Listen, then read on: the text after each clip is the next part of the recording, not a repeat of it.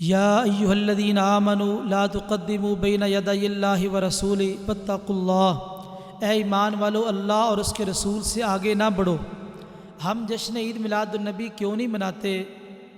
اس لیے کہ اس جشن عید میلاد النبی میں آدمی اللہ اور اس کے رسول سے آگے بڑھ جاتا ہے۔ اللہ اور اس کے رسول نے جو ہمیں دین دیا ہے وہ دین بالکل واضح ہے، صاف اور شفاف ہے، روشن دین ہے، اس میں کوئی کج روی اور ٹیڑھ پن نہیں ہے۔ اور پھر دین اسلام اتنا مضبوط دین ہے کہ جو بات شریعت میں بتا دی گئی، واضح کر دی گئی، بس اس کو مان لو۔ اپنی رائے، اپنی سمجھ اور اپنا فہم اس میں داخل نہ کرو۔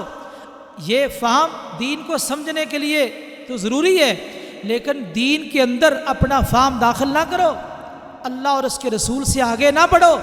ہم دین پر عمل کرنے والے ہیں، ہماری ڈیوٹی دین کو تسلیم کرنا ہے۔ یہ نہیں ہے کہ ہم اللہ اور اس کے رسول سے آگے بڑھ جائیں۔ جہاں اللہ اور اس کا رسول بٹھا دے وہاں بیٹھ جاؤ، جہاں جھکا دے وہاں جھک جاؤ، اور جہاں کھڑا کر دے وہاں کھڑے ہو جاؤ۔ اللہ اور اس کے رسول کے حکم کے تابع اور ان کی فرما برداری کرو، یہ ایک مسلمان کی شان ہے۔ اور یہ انداز کہ اپنی طرف سے کوئی طریقہ بنا لینا، گھڑ لینا، تو دیکھو جو دین اللہ اور اس کے رسول نے دیا ہمارے لیے کافی نہیں ہے، اور یہ ہمارے لیے کافی نہیں ہے۔ اس دین پر عمل کر کے صحابہ رضی اللہ عنہم ورضوا عنہ کا لقب پا گئے کہ نہیں؟ تابعین، تبع تابعین، محدثین، مفسرین، انہوں نے اس دین پر عمل کیا جو اللہ اور اس کے رسول نے بیان کیا، اور پھر اسی پہ عمل کر کے وہ جنتی بن گئے۔ تو کیا خیال ہے ہم اس دین پر عمل کر کے جنتی نہیں بن سکتے؟ ہم جتنے دین پہ صحابہ نے عمل کیا، ہم اتنے دین پہ عمل کر کے جنتی نہیں بن سکتے؟ اگر بن سکتے ہیں تو ہمارے اوپر یہ بوجھ کیوں؟ ہمارے اوپر یہ وزن کیوں ڈالا جا رہا ہے؟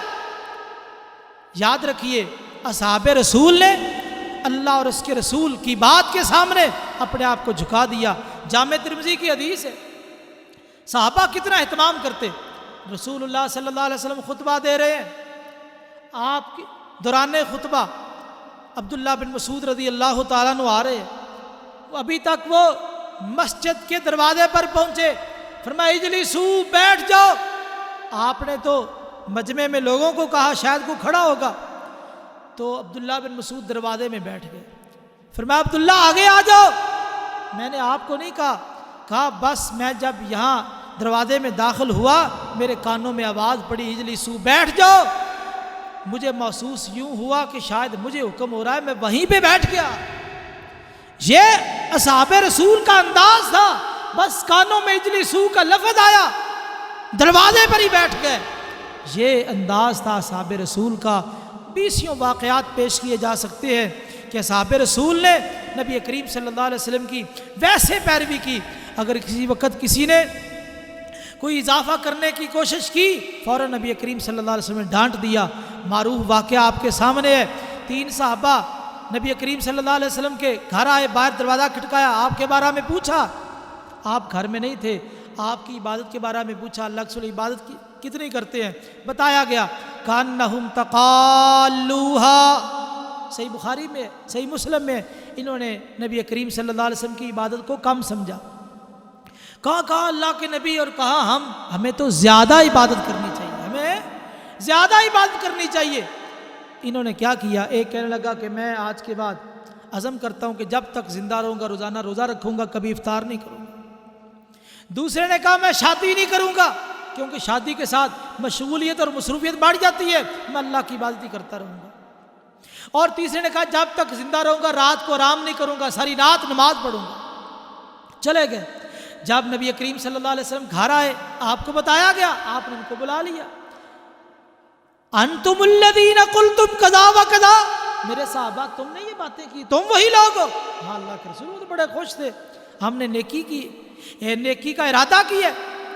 اللہ کے رسول صلی اللہ علیہ وسلم نے فرمایا کہ میں روزے رکھتا بھی ہوں، افطار بھی کرتا ہوں، رات کو سوتا بھی ہوں، عبادت بھی کرتا ہوں، میں نے شادیاں بھی کی ہیں، بیویوں کے حقوق بھی ادا کرتا ہوں۔ فمن راغب عن سنتی فلیس منی، جس نے میرے طریقے سے بے رغبتی اختیار کی وہ میرا نہیں ہے، وہ مجھ سے نہیں ہے۔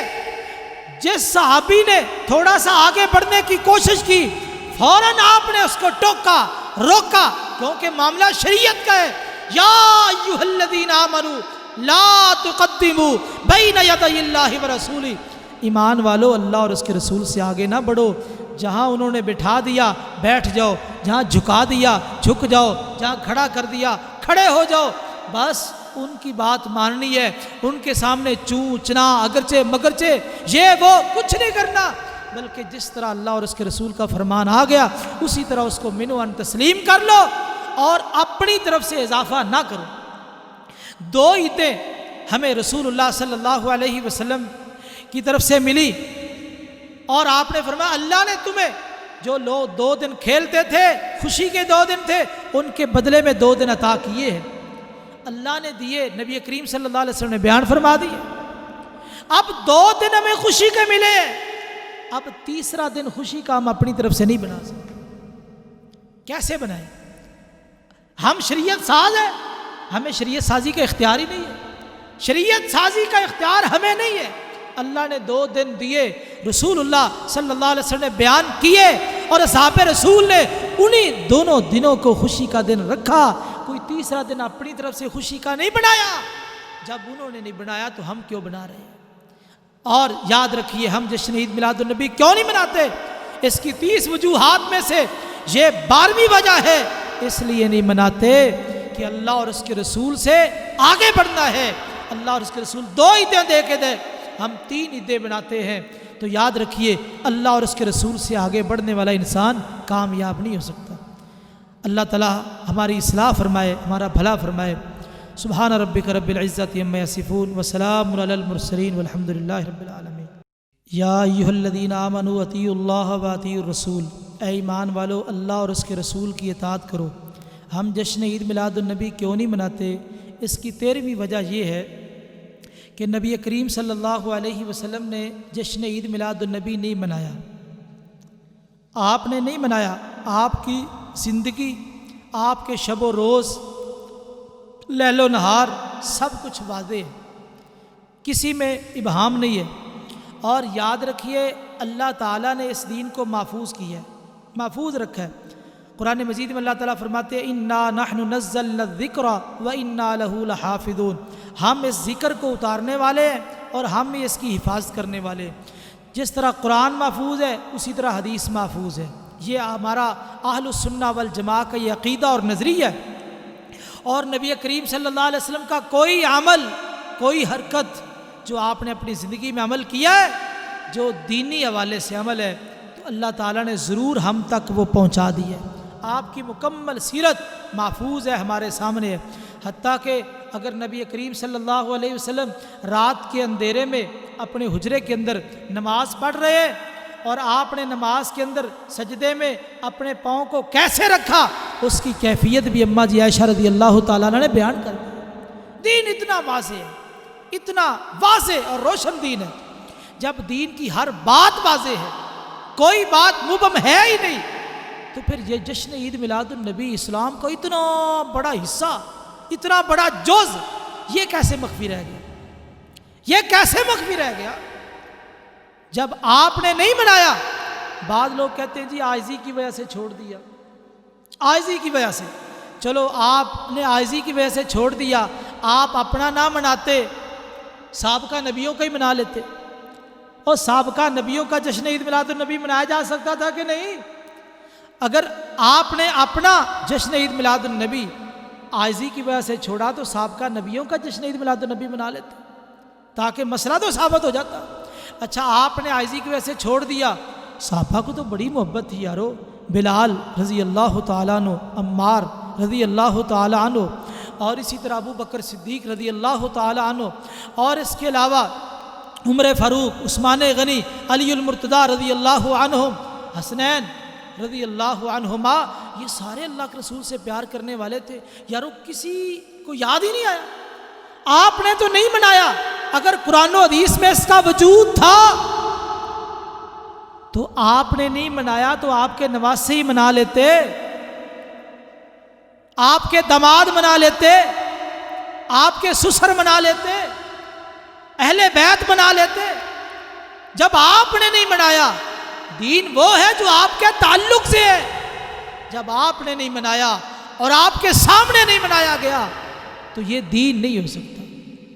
دین وہی ہے جو آپ کے تعلق سے ہے، توسط سے ہے۔